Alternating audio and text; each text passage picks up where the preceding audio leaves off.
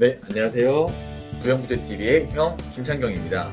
네, 2021년 1월이 되었습니다. 올해 첫 매매사례 영상을 촬영하게 되었는데요. 2020년 12월에 소유권 이전이 된 건물들 중 A급 매매사례 또 혹은 주목할 만한 매매사례 중 총 5건을 저희가 추려서 영상을 준비하게 되었습니다. 오늘 사례는 30억대 꼬마 빌딩부터 또 최근 가장 핫한 스타죠.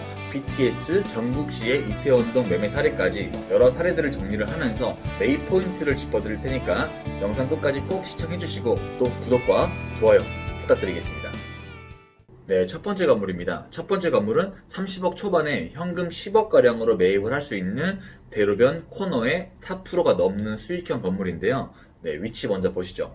네, 위치는 경춘선과 경의중앙선이 지나가고 7호선인 상봉역 그리고 또 마찬가지로 경춘선과 경의중앙선인 망우역 중간에 있는 건물인데요. 네, 망우역 1번 출구에서는 총 약 634m, 도보로 약 9분 거리에 위치한 건물입니다. 상권을 한번 설명을 해드리자면 네, 본 건물은 해원사거리 인근에 위치한 대로변 코너 건물인데요. 해원사거리가 상권이 좋다거나 굉장히 입지가 뛰어난 위치는 아닌데 일반적인 인근 거주자분들의 수요를 받는 그런 동네 상권 정도라고 생각을 하시면 되겠습니다. 네, 로드뷰로 보시면 네, 대로변 코너에 위치한 이 건물인데요. 네, 주위 상권을 보셔도 딱히 활성화가 되어 있다던가 번화한 상권은 아닌 걸 확인할 수는 있습니다. 아무래도 행정구역 자체가 중랑구 망우동에 있다 보니까 어떤 느낌인지는 짐작이 가시리라 생각이 됩니다. 네, 개요 한번 보시죠. 네, 개요는 대지면적 72평, 연면적 268.99평의 건물이 30억 5천만원에 거래가 되었고요. 토지평당 가격은 4,200만원 수준입니다. 이 4,200만원이라는 수준이 망우동이나 중랑구 지역에서는 저렴한 수준은 아니에요. 이 건물이 매각된 포인트는 바로 수익률입니다. 4.23%의 수익률이 나오고 있고 상층부에는 전혀 공실이 없을 정도로 나름 안정적인 수익률이 나오고 있습니다. 그리고 본 건물의 다른 매각 포인트는 장기적으로 봤을 때 인근의 호재라고 생각을 하셔도 되는데 인근의 호재를 한번 보자면 네, 본 건물 북쪽으로 상봉터미널이 있어요. 상봉터미널은 예전에 동서울터미널이 활성화되기 전에 주로 군부대를 많이 왔다 갔다 하는 강원도 쪽으로 노선이 많이 나와 있는 그런 터미널이었는데 현재는 이용객이 거의 없는 그런 터미널입니다. 이 넓은 부지를 현재는 49층의 주상복합 아파트로 지금 계획이 되어 있는데 이 라인에서 나름의 맞춤 건물이 될 수 있는 건물이고요.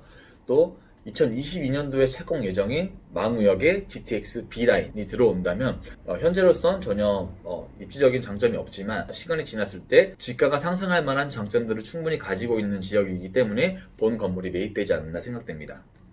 네, 다음 건물입니다. 다음 건물은 선릉역 인근 대치동 대로변 코너에 위치한 건물인데요. 2009년도에 신축되어서 건물도 깔끔하고 전체 연면적에 비해서 연면적 평당 가격이 저렴하게 거래된 사례입니다. 위치 먼저 보시죠. 위치는 2호선과 수인 분당선이 지나가는 선릉역 인근에 위치한 건물이고요. 네, 선릉역 2번 출구에서 약 516m, 도보로 7분 거리에 떨어진 위치입니다. 여기서 500m 내외가 역세권이라고 하는데 딱 그 라인에 들어오는 역세권 건물이죠. 네, 개요 한번 보시죠. 네, 개요는 대지면적 218평, 연면적 923평의 건물이 총 220억에 거래가 되었는데요. 평당가는 약 9천만원 수준의 거래가 되었습니다. 이 건물에서 중요하게 보셔야 될 게 바로 연면적 평당 가격인데요. 연면적 평당 가격이 2,382만원 수준의 거래가 되었는데 저희가 보통 테헤란로 대로변에 위치한 건물 같은 경우는 약 평당 3,400만원, 3,500만원 수준의 거래가 되고 있고요. 강남구 전체로 봤을 때 2020년도부터의 통계를 보면 강남구는 2,800만원 수준의 연면적 평당 가격으로 평균적으로 거래가 되었습니다. 하지만 본 건물은 2,382만원으로 평균이 2,800만원보다 낮은 수준의 금액으로 거래가 된 걸 확인하실 수 있습니다. 본 건물의 포인트는 대치동이 토지거래 허가구로 묶여 있었다는 점인데요. 이 건물은 원래 2층부터 7층까지가 교육연구시설로 되어 있었던 건물입니다. 보통 토지거래 허가구역의 가이드라인을 보자면 교육연구시설은 매입하는 사람이 직영으로 운영을 해야 되는 컨디션이었습니다. 2층부터 7층까지를 다 운영하기가 실질적으로 힘들다 보니까 이 건물은 어떤 방법을 써서 토지거래 허가를 받을 수 있었냐면 교육연구시설 중 일부를 근린생활시설로 용도 변경을 하면서 나머지 교육연구시설 부분만 직영으로 운영하는 방법을 하였는데요. 보시면 이게 거래하기 전에 건축물 시장의 층별 용도였고요. 이 용도를 잔금에 맞춰서 현재는 2층, 3층, 그리고 6층, 또 7층을 근린생활시설로 바꾸면서 토지거래 허가를 받았다라고 보시면 됩니다. 그래서 이 건물은 좋은 금액에 팔린 건물이기도 하지만 현재 토지거래 허가 구역이 지정되어 있는 곳에서 어떤 식으로 어떤 방법을 써서 거래를 했는지를 또 보여줄 수 있는 그런 건물이기 때문에 제가 소개를 해드렸습니다. 네, 다음은 현금 2, 30억으로 강남권에 투자를 할 수 있었던 건물인데요. 먼저 위치 먼저 보시죠. 네, 위치는 2호선과 3호선이 교차하는 환승역에 14번 출구에서 약 207m 도보 3분 거리에 위치한 건물인데요. 상권을 간단하게 설명을 해드리자면 바로 건너편에 교대가 있고 이 라인으로 교대역의 상권이 형성이 되어 있습니다. 이쪽이 가장 활성화된 상권이라고 보시면 되는데 그 중에서 이 사거리에 이면도로로 들어왔을 때 있는 코너 건물입니다. 이쪽 라인은 1층뿐만 아니라 2, 3, 4층에도 근생시설로 잘 들어와 있고 이 대로변에서 줄기로 퍼진 곳으로는 주로 1층에 음식점이나 이자카야 또 일반 술집 등이 들어와 있는 그런 상권이다라고 생각을 하시면 됩니다. 네, 개요 한번 보시죠. 네, 개요는 대지 면적 82.49평, 연면적 237.77평 의 건물이 64억 5천만 원에 거래가 되었고요. 거래일은 11월 13일, 소유권 이전일은 12월 28일에 거래가 된 물건입니다.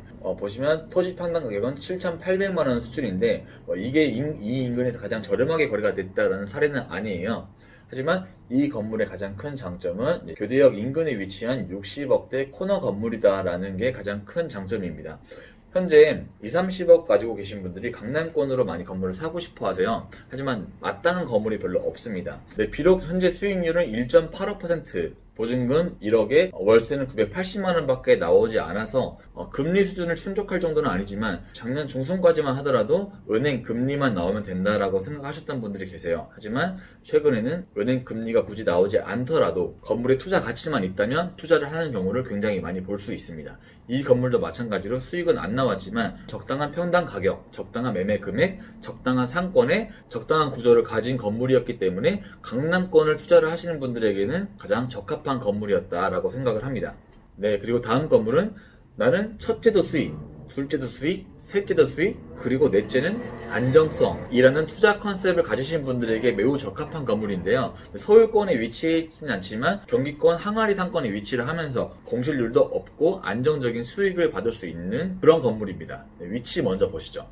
네, 위치는 설명드리자면 의정부 경전철역, 어령역과 송산역 가운데 위치한 건물이고요. 인근 환경을 보시면 이 일대를 밀락지구라고 하는데 1990년대에 개발된 그런 택지지구입니다. 그래서 현재로는 밀락 신도시라고도 불리고 있는 지역에 위치한 건물이고요. 보시면 이 건물 인근으로만 약 5,000세대가 거주를 하고 있고 바로 옆에 초등학교, 또 중학교가 있는 그런 건물입니다. 네, 그리고 건물의 필지 모양을 보시면 네모 반듯한 필지에 삼면 코너에 위치해 있어서 가시성과 접근성은 매우 뛰어난 건물입니다. 개요 한번 보시죠. 개요는 대지 면적 141평, 연면적 484평의 건물이 41억에 거래가 되었는데요. 네, 본 건물의 가장 큰 장점은 수익률입니다. 수익률이 5.2%가량의 수익률인데 월세는 총 1,648만원의 월세가 매달 들어오고 있는 건물이에요.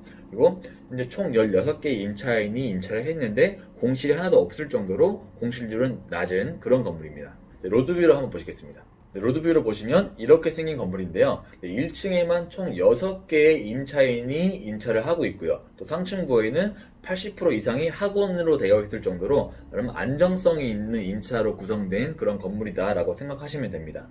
그리고 보통 이렇게 항아리 상권에 위치해 있는 학원을 보시면 이 학원은 일반적으로 교육을 위한 공간이기도 하지만 또 다른 측면으로 봤을 때 맞벌이 세대가 최근 굉장히 많이 있거든요. 맞벌이 부부가 본인이 퇴근을 할 때까지 아이들을 맡길 수 있는 그런 공간으로도 자리 잡고 있기 때문에 초등학교나 중학교 인근에 위치한 학원들은 일반적으로 안정적인 매출을 영위해 나갈 수 있어서 이런 건물들은 주로 공실률이 거의 없는 편이기도 합니다. 하지만 이 건물을 보시다시피 임차인이 굉장히 많이 있어요. 16개의 업체가 임차를 하고 있는데 이런 건물들은 직접 관리를 하시기에는 굉장히 힘듭니다. 그래서 보통 저는 추천을 드리는 게 이런 건물을 매입을 하신다면 한 달에 약 1,648만원이라는 임대 수익이 나오고 있기 때문에 그 중에 약 100만원에서 150만원 정도를 소요하면 이런 건물들은 관리업체에 충분히 맡길 수 있거든요. 모든 임차인을 관리를 해주는 업체에 맡기시면서 나머지 금액으로 임대 수익을 받으시는 게 아무래도 훨씬 편하실 거예요. 보통 이런 건물을 직접 관리를 하신다면 정말 수명이 줄어든다라는 생각이 들 정도로 관리에 어려움을 느낄 텐데,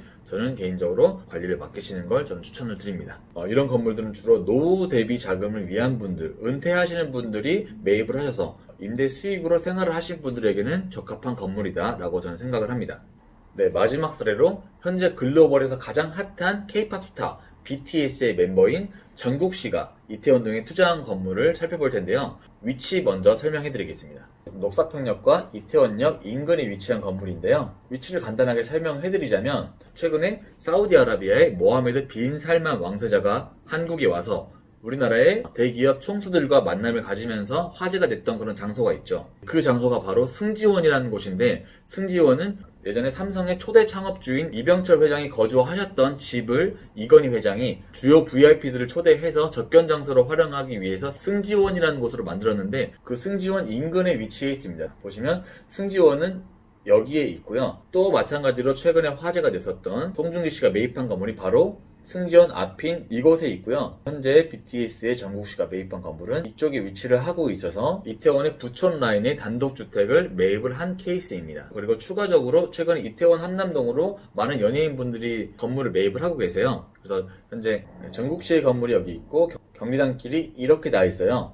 경리단길 위쪽 그랜드 하얏트 건물 입구의 반대편에 이제 이 건물이 유한 씨가 매입한 건물, 그리고 이 건물이 박명수 씨, 그리고 이 건물이 황정음 씨가 매입을 해서 직접 거주를 하고 있는 건물입니다.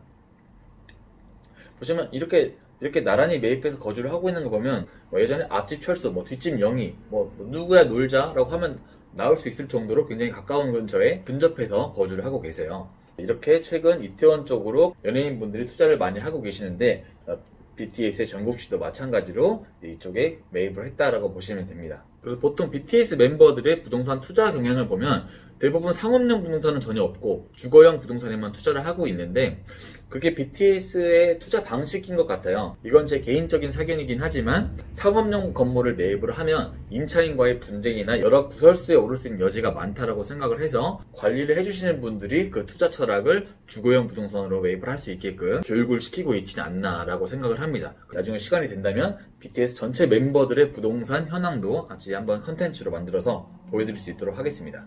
네, 그리고 개요를 한번 보시면 본 건물은 대지 면적 192평, 연면적 69.8평의 주택을 12월 16일날 계약을 해서 12월 31일날 소유권 이전을 마친 걸로 확인이 되는데, 본 주택의 토지평당가는 3,960만원 수준입니다. 이게 저렴한지 아닌지를 판단을 한번 해보려면 최근에 가장 인근에 매입된 송중기 씨의 건물을 볼 수가 있는데, 송중기 씨 건물은 평당 약 5,491만원의 거래가 되었어요.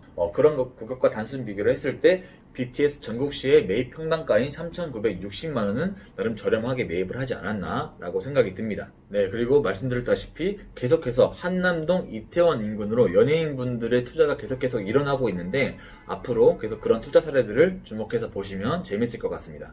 네, 지금까지 12월에 소유권 이전이 된 총 5건의 매매 사례들을 통해서 여러가지 매입 포인트를 짚어드리고 최대한 다양한 컨셉의 물건을 보여드렸는데요. 네, 그럼 저는 다음 달에 좀 더 흥미있는 매매 사례들을 가지고 다시 돌아오도록 하겠습니다.